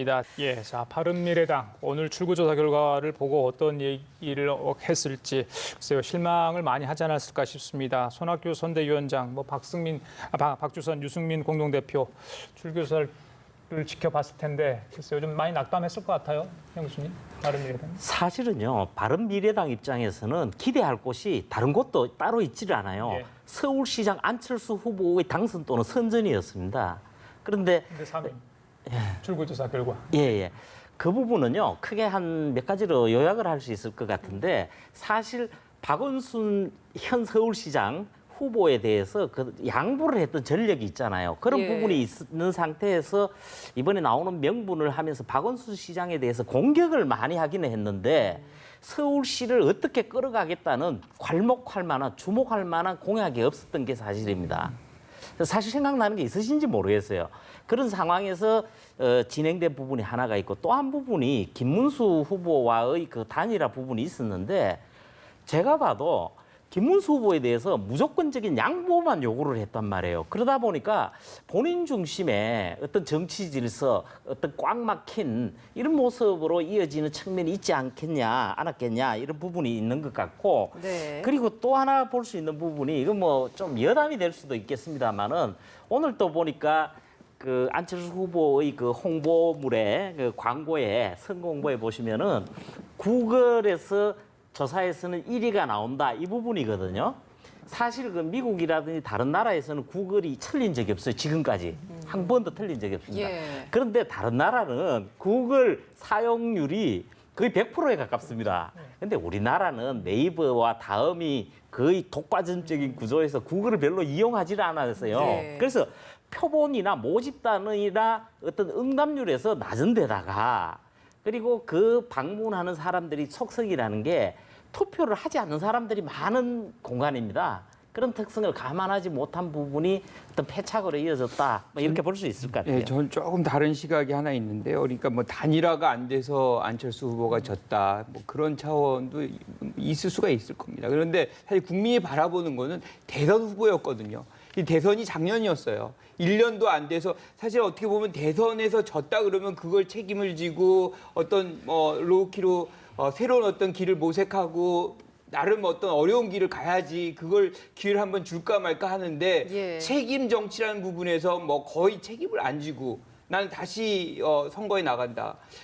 공직이라는 자리를 국민들이 그런 식으로 내가 이게 안 되니까 저거 가능할 거야라고 하면서 지지를 하거나 그런 일은 별로 없습니다. 그래서 저는 근본적인 문제는 책임 정치를 안 했기 때문이다. 즉 대선에서 졌으면 장기간에 걸쳐서 다시 갈고 닦는 그런 노력을 할 때 국민들이 다시 한번 보는 기회가 생길 것이라고 생각합니다. 네. 출구조사 결과가 실제 투표 결과와 어떻게 같을지 혹은 다를지 그건 좀 지켜봐야 된다는 우리 기자의 얘기였습니다. 광역단체 자치단체장 17곳 중에 바른미래당 일단 출구조사 결과는 한 것도 얻지 못한 것으로 나타났습니다. 안철수 후보 얘기를 했는데 또다시 뺄셈 정치를 하지 않은가 이런 생각을 해보고요. 지난 대선 투표율 있잖아요. 득표율 일단 21%, 22%, 22% 가까이 네. 됐잖아요. 그래서 이번에 실제 이 득표를 어느 정도 했는지도 굉장히 볼만하겠어요. 재미있는 이야기를 하나 드리면 각 정당에 계신 분들한테는 좀 쓴 이야기가 될 수 있는데 결국은 정당 지지율인 겁니다. 지금 공통적으로 나오는 광역단체장 출구조사를 기준으로 하고 또 재보궐선거 결과를 보면 지금 더불어민주당 후보들은 이 정당 지지율과 대통령 지지율 거의 사이의 득표율이 나오고 있거든요. 그리고 자유한국당 후보들도 거의 정당 지지율 비슷하거나 조금 상회하는 정도의 이 득표가 지금 예상되고 있거든요. 그러니까 결국에는 후보들의 기초 체력은 정당 지지율인 것입니다. 이 바른미래당의 정당 지지율이 이 한 자릿수 정도에 머물렀던 것도 예. 지난 대선 국면에서는 국민의당이 거의 20% 가까운 지지율을 보여줬거든요. 그것이 이 안철수 후보의 이 대선 득표에 연결된 것처럼 지금 보면 거의 일관되게 나타나고 있습니다. 예. 일관되게 이 여당 후보들의 출구조사 결과를 보면 정당 지지율과 대통령 지지율 사이예요. 어긋남이 없습니다. 통합의 시너지 효과도 전혀 없었던 거네요. 그러니까요. 예, 예. 그러니까 그렇게 될 수밖에 없는 건 결국에는 정당 지지율을 끌어올려야 후보들의 기초 체력으로부터 시작을 해서 득표할 수 있는 기반이 만들어지는 것이거든요.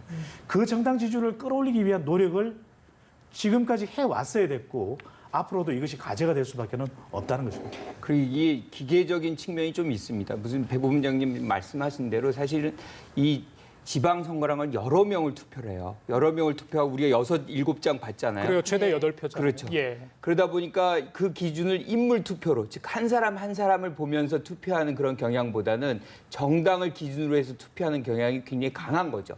그런 차원에서 지금 말씀하신 대로 정당을 선정하고 거기에 일렬 투표를 하는 줄투표. 그렇죠. 그런 경향성이 이제 있는 것이고 그게 이제 다른 어떤 이변이 발생이 안 되는 그런 효과를 발휘한 거 아닌가 이런 생각이 좀 드네요. 예.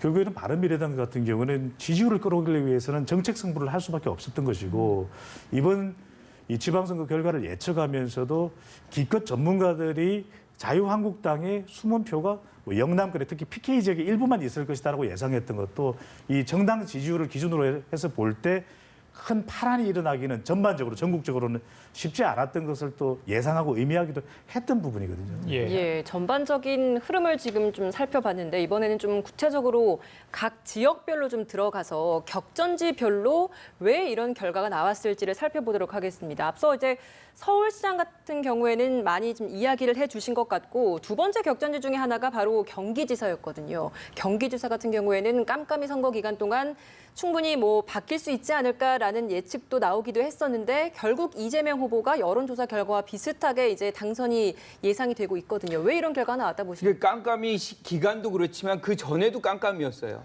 그러니까 왜 그러냐면 이게 모든 게 네거티브다 보니까 예. 도민들이 이 실질적으로 후보들이 무슨 얘기를 하는지 알 수가 없는 거죠. 온통 네거티브의 그런 앞이 안 보이는 거죠. 그런 장면이라는 거는 도민들이 어떤 후보가 더 유능하고 이런 것을 이제 생각할 수 있는 기회를 전혀 안 두 가지 중의적인 의미가 있네요. 방금 말씀하신 깜깜이라는 의미가. 예, 그렇죠. 예, 예. 그런 현상에서 예. 그런데 이제 중요한 거는 아까 말씀하신 대로 사실 정당 투표의 성격이 굉장히 강하고 예. 이재명 후보 같은 경우는 이미 이제 대선 과정에서 상당한 인기를 이제 끌어왔던 부분이 있습니다. 그래서 어떤 지지층이랄까요? 이것도 많이 형성이 돼 있는 것이고 아주 급격한 어떤 아주 충격적인 사건이 벌어지지 않는 한 그거를 계속 유지하려고 하는 그런 어떤 유권자의 심리가 계속 있거든요. 예. 그런데 이제 그 장면이 네거티브에서 어떻게 변할 수 있겠느냐. 그게 우리한테 이제 최대 관심사였던 거죠. 하지만 이 경기도민들은 선택을 그대로 유지했던 것으로 나온 것 같습니다. 예, 이재명 후보가 출구조사 결과 일단 승리한 것으로 나타났는데 정면 돌파를 하고 있는 상황 아니었습니까?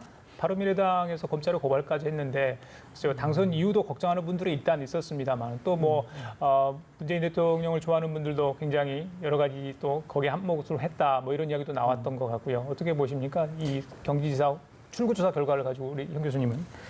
예, 뭐 예상대로 그대로 나온 거로 보여집니다만은 사실은 이재명 후보를 둘러싸고 본인이 이제 네거티브 선거전의 양상은 분명한데 주목도가 높아진 것도 사실이에요. 그 반면에 남경필 경기지사가 따로 달리 어떤 존재감을 가지기가 또 어려웠던 것도 현실입니다. 사실은 우리가 일반적으로 이렇습니다. 서울시장의 경우에는 시장에 대한 주목도가 굉장히 높습니다. 구청장들은 서울에 사시는 분들이 아시는 분들이 그렇게 안 많으실 거예요. 자기 지역의 구청장조차도. 반면에 경기 지역을 가면은 경기지사에 대한 존재감을 느끼기가 거의 어렵습니다. 반면에 시장 군수들은 거의 다 아실 거예요. 예. 이런 상황에서 정책적인 부분에도 지역 현안에 대한 관심이 서울하고 다르게 월등히 높습니다. 이런 상황에서 지역적인 현안이라든지 어떤 경기 전체의 변화에 대한 비전 같은 거가 필요하다고 했다고 봐야 됩니다. 그리고 또 한 부분이 이제 이재명 경기지사 같은 경우에는 이번에 가족들 녹취 파일 문제하고 예. 여배우 김부선 씨와의 스캔들 부분은 이 선거 이후에도 현안으로 계속 이어질 가능성이 많습니다.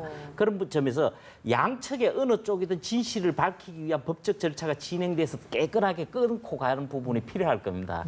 물론 정치적으로는 어렵겠지만요. 그렇죠. 이 경기 지역의 네. 이제 사전 투표율도 사실 17.4%인가요? 전체 평균 사전 투표율보다 굉장히 낮은 편이었죠. 편이었거든요. 이것도 지금 투표 후보자들의 이런 네거티브 공방 때문에 아직까지 표심이 정해지지 않았었다라고 우리가 좀 예측을 해볼 수 있었을까요? 그러니까 막판 부동층에게는 영향을 줬을 것으로 보여지는데요. 예. 문제는 뭐냐면 경기 지역 선거는 당이 갈랐다. 이재명 후보를 당이 살렸다고 볼 부분은 우리가 선거 판세를 예측할 때 더불어민주당이 우세한 상황이거든요. 그렇다면 더불어민주당 지지층들이 과연 이재명 후보를 지지 않고 자유한국당이 남경필 후보를 지지할 것인가? 이건 아닌 것이거든요.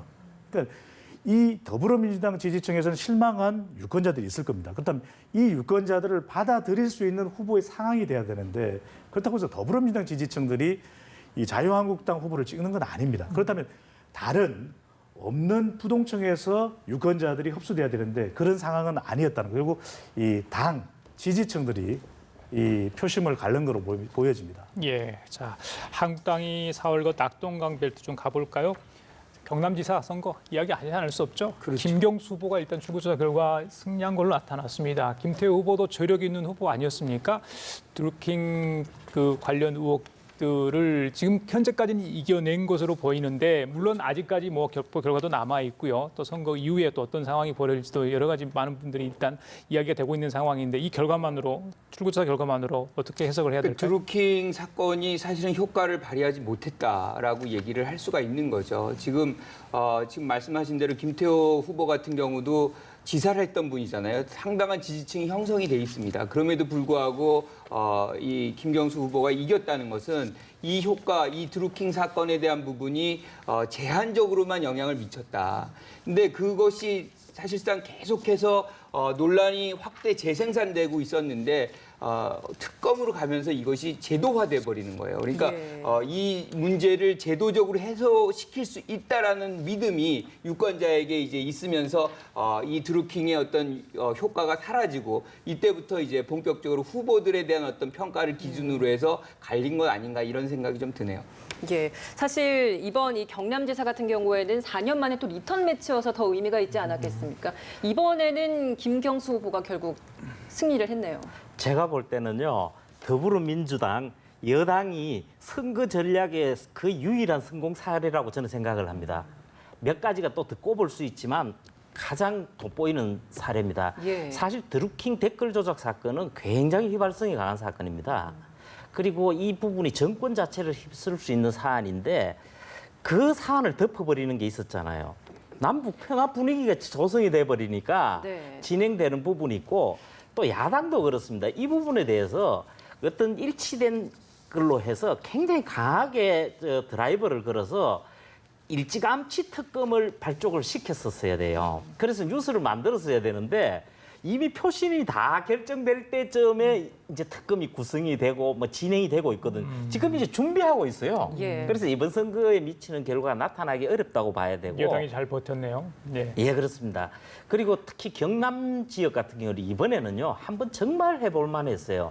왜 그러냐면은 아까도 제가 말씀드렸지만 집권 1년 차인데다가 그 지역이 고 노무현 전 대통령의 고향이자 본향이지 않습니까? 그 여파가 상당히 퍼져가는 경향이 나타나요. 예. 서부 지역을 중심으로 해서도 상당히 드러났습니다. 그런 부분들을 선거 전략적으로 잘 이어간 거로 봐야 됩니다. 예, 알겠습니다. 지금 경남 이야기를 하면 저도 땀이 나는데 이 예측하기가 참 어려웠습니다. 예. 이 예측을 누가 요청을 해왔을 때도 제대로 잘 하기가 어려웠던 곳이 경남일 만큼 그랬는데 그랬던 이유는 이곳의 부동층 비율이 다른 지역에 비해서는 상대적으로 많았고 또 샤이 보수 표심이 있을 것으로 예상됐던 곳도 이곳이었고요. 또 연령대별로 워낙 세대 간 대결 구도가 커서 이곳에서는 다른 결과가 투표율에 따라서 있을 수도 있겠다라고 예상을 했던 곳이 이 지역이었는데 오히려 더 큰 영향은 연령대별로 40대 표심이 지금 출구조사 결과를 기준으로 보면은 김경수 후보 쪽으로 훨씬 더 많이 갔을 것으로 예상이 되는 부분이고요. 또 지역적으로도 가장 유권자가 많은 지역이 창원 지역이었는데 중부 경남이거든요. 이 지역에서도 이 김경수 후보 쪽이 상당히 선전을 한 결과가 나왔을 거로 예상되는 부분입니다. 예, 자 지금 방금 들어온 소식 하나 전해드릴게요. 홍준표 대표, 자유한국당 홍준표 대표 지금 출구조사 결과를 지켜봤을 텐데요. 모든 책임을 자신이 지겠다라고 이야기를 했습니다.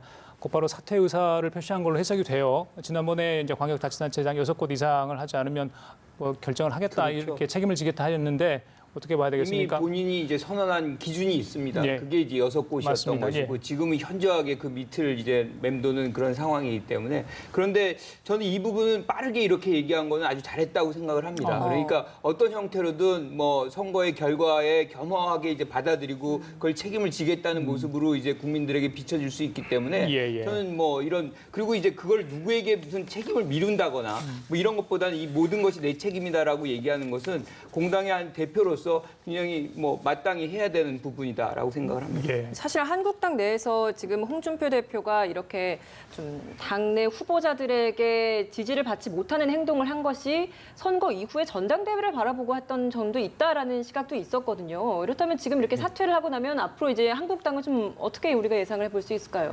지금 말씀하신 부분은 근소한 차이로 졌을 때 승패를 했을 경우에는 당에서의 대표로서의 책임 이 부분에서 일정하게 지겠지만 예. 특별한 인물이 없는 상태에서 다음 차기 대표가 돼가지고 총선까지 국면을 이끌어가면서 공천을 행사한다. 예. 이런 부분이 그림이었던 것 같아요. 예, 예. 그런데 지금 나온 성적표를 가지고 뭐 더 말할 부분은 없을 것 같습니다. 예.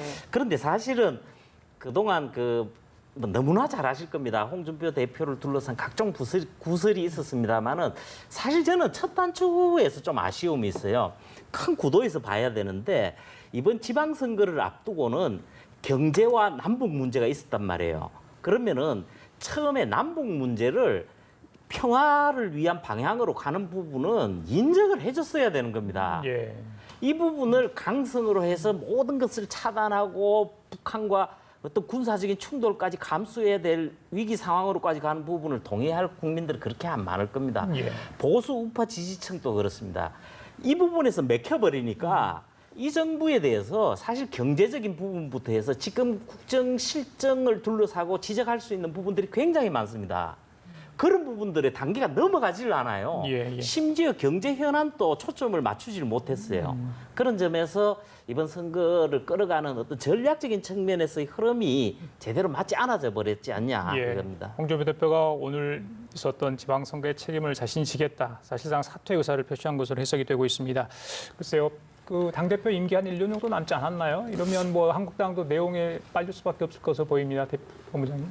이런 결과가 충격적일 수밖에 없는 부분이고요. 특히 홍준표 대표가 이런 결정을 하는데 이 가장 중요한 기준이 된 부분이 PK 지역의 선거 결과로 보입니다. 지금 예. 출구조사대로 되면 부산, 울산, 경남을 모두 이제 패한 것이기 때문에 이렇게 될 경우에는 대표로 있을 명분이 쉽지 않은 부분이 있거든요. 또 한편으로는 지방선거 이후에 당을 어떻게 추스리냐는 것인데 그때 정당 지지율이 중요할 수밖에 없습니다. 그동안 또 여론조사 결과에 상당히 또 의문을 피해왔던 홍준표 대표이니만큼 이런 사태를 빨리 이야기할 수밖에 없는 상황으로 보여집니다. 예, 알겠습니다. 출구사를 토대로 관심 지역 몇 곳을 분석을 해봤는데요.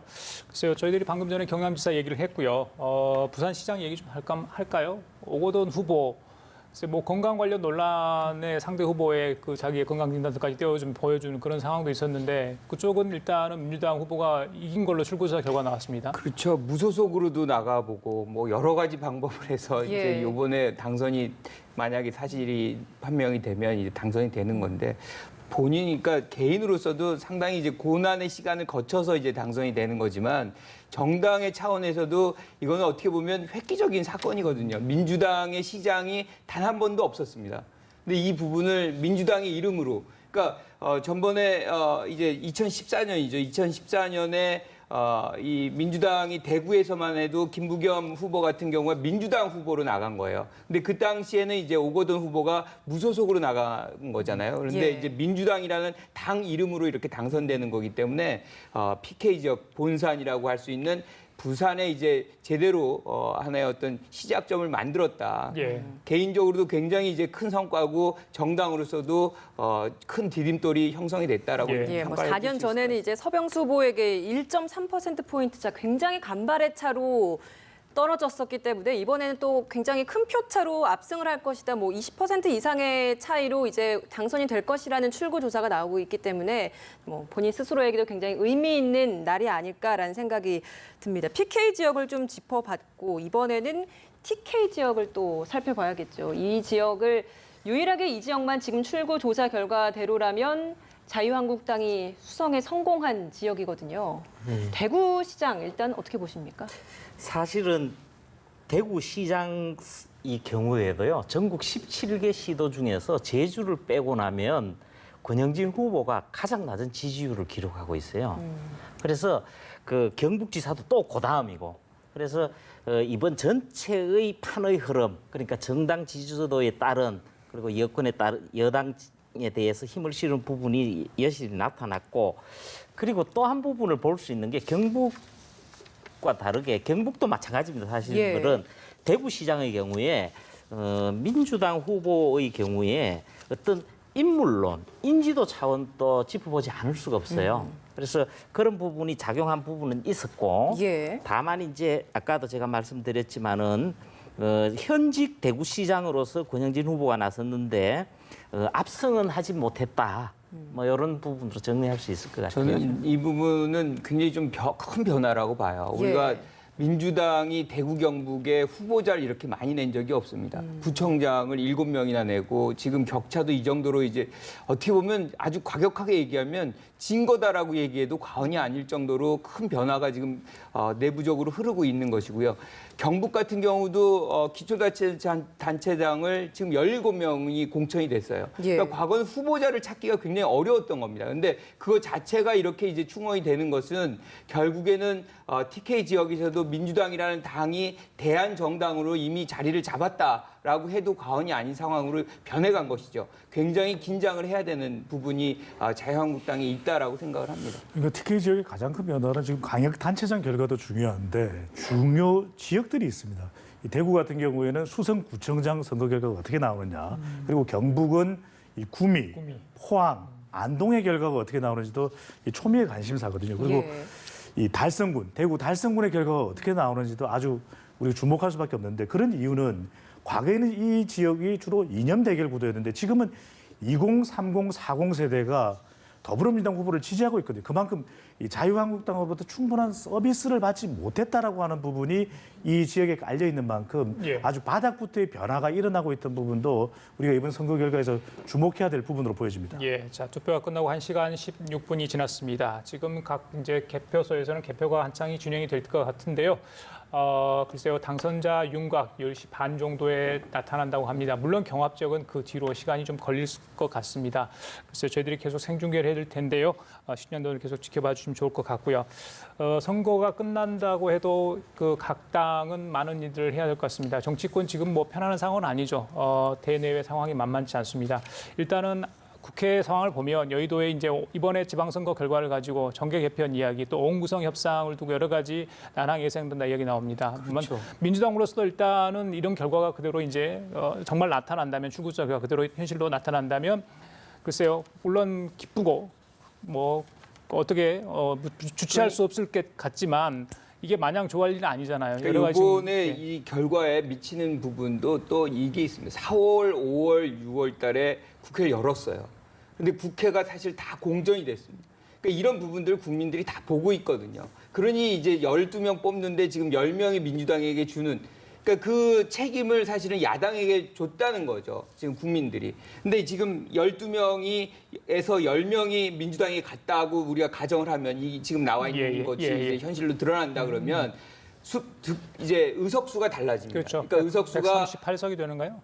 128석이 되는 거죠. 예, 128석이요. 128석이 되고 거기에 이제 예컨대 정의당하고 민주평화당을 합친다 그러면 그렇죠. 20석, 그러면 148석, 거기서 뭐 나가 있는 무소속 이렇게 하면 과반이 넘어가는. 그러니까 지금 300명이 다 안 되기 때문에 148로도 아마 과반이 넘기는 장면이 나올 수가 있을 거예요. 그래서 훨씬 더 유리한 구도 속에서 민주당은 전국을 주도할 수 있는 것이고 원구성도 그렇게 될 것이고 반면에 이제 야당 같은 경우는 굉장히 혼란스러울 겁니다. 지금 우리는 뭐 자유한국당하고 바른미래당의 어떤 통합 뭐 이런 얘기를 하지만 저는 거기까지 가려면 아직 멀었다고 생각해요. 그러니까 각 당이 먼저 내분을 겪을 겁니다. 그러니까 지금 뭐 홍 대표가 지금 사퇴를 하는 그런 과정에 있고 거기서 다른 이제 비주류라든가 이분들이 또 어떻게 할 것이냐.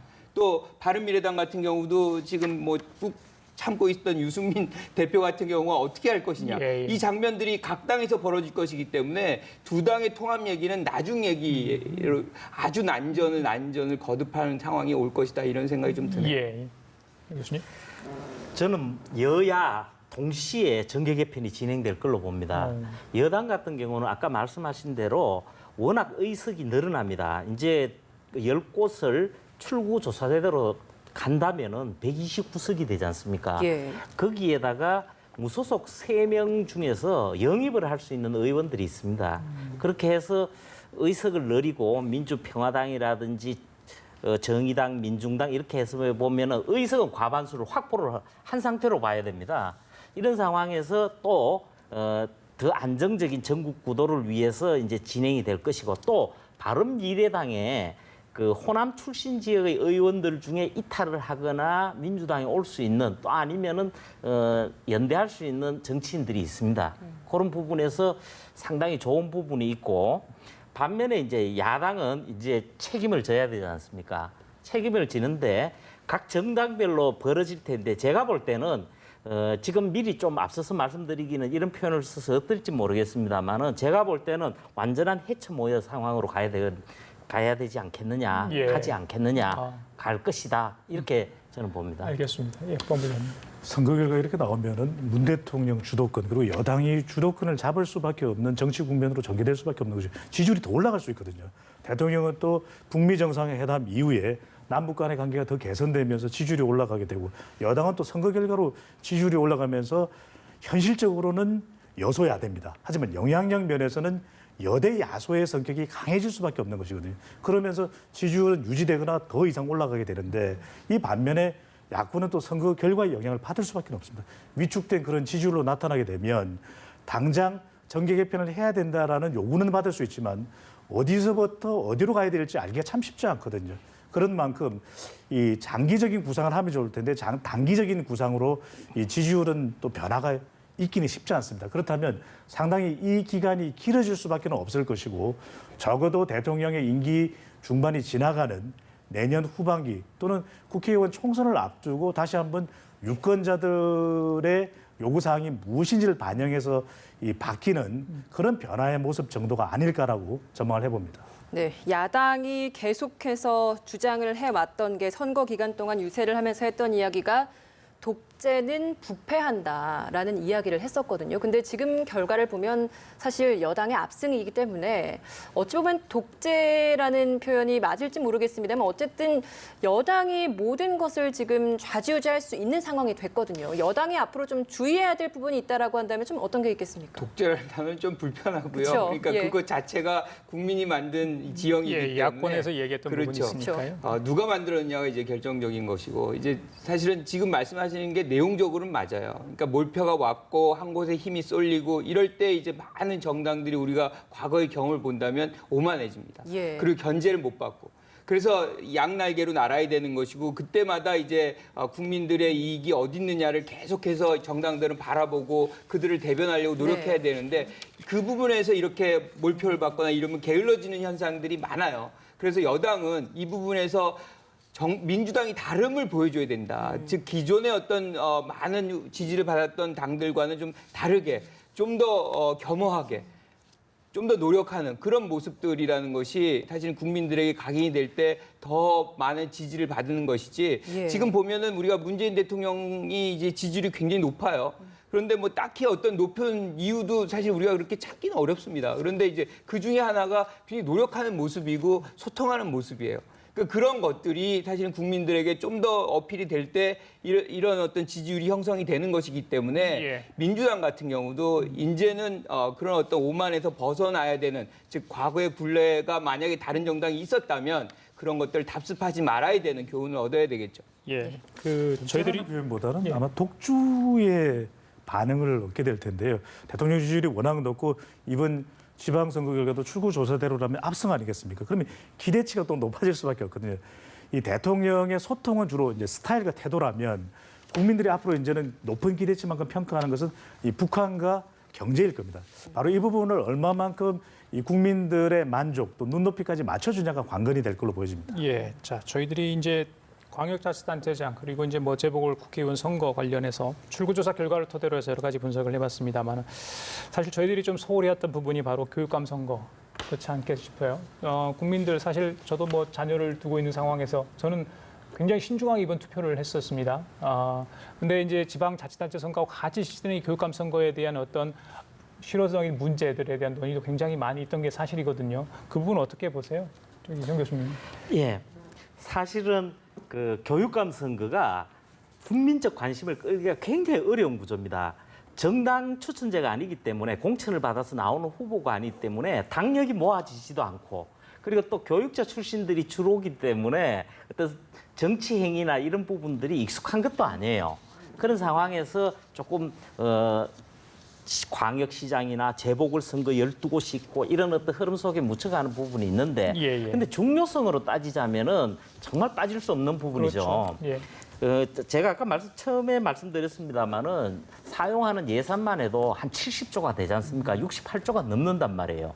그런 것도 있지만은 지금 우리 학부모들 께서 느끼는 부분들이 학생도 물론이지만 굉장히 많습니다. 지금 현안이 되고 있는 것들은 아무래도 기초학력 미달 문제일 겁니다. 그 부분하고 사교육비가 늘어나도 너무 늘어나요. 예.